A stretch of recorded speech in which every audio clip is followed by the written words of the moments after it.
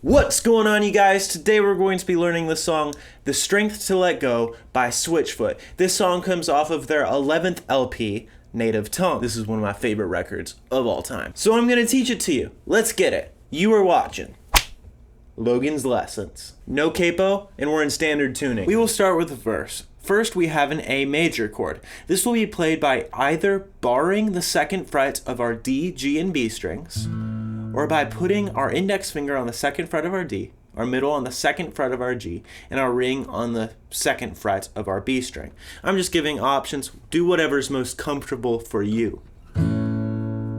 Secondly, we have an E major chord. This will be played by putting our middle finger on the second fret of our A string, our ring finger right under that on the second fret of our D, and our first finger on the first fret of our G string. It'll sound like this. Thirdly, we have a D major chord. A D will be played by putting your index finger on the second fret of your G string, our third finger on the third fret of our B, and our middle finger on the second fret of our high E string. It should sound like this. So I like to think of the chord progression in two parts. A, E, D is part 1. Part 2 starts with F sharp minor, which will be played by barring the second fret of all of your strings with your first finger. Then you will simply put your ring finger on the 4th fret of your A string, and right below that we have our pinky finger on the 4th fret of our D. So quick recap: A, E, D, part 1. F sharp minor, E major, D, part 2. Okay, let's talk strumming pattern. This is applicable to the verse and the chorus. You're just going to do a down, down for every chord but the D. The D will have 4 down strums. It's super simple, super effective.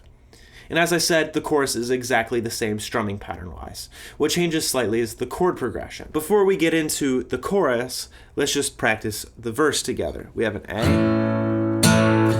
E, D, D, an F sharp minor, E major, D.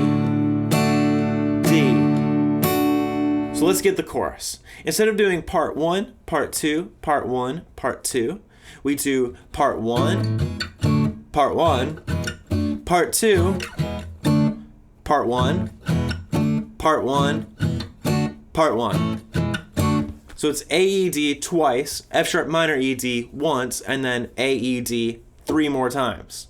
And that's the chorus. What really changes is the bridge. The strumming pattern, however, stays consistent.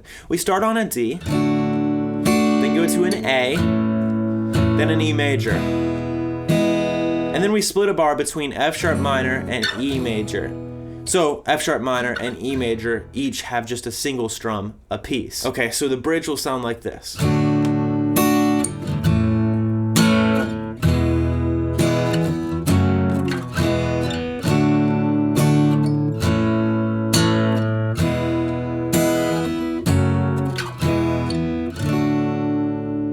That is how you play The Strength to Let Go. If you have a song request, please leave it below. If you wish to be notified of future videos, hit the bell. I sincerely hope that you are well. Please hit that like button blue. I would really appreciate it if you subscribe too. I hope this video has been a blessing. You have been watching Logan's Lessons.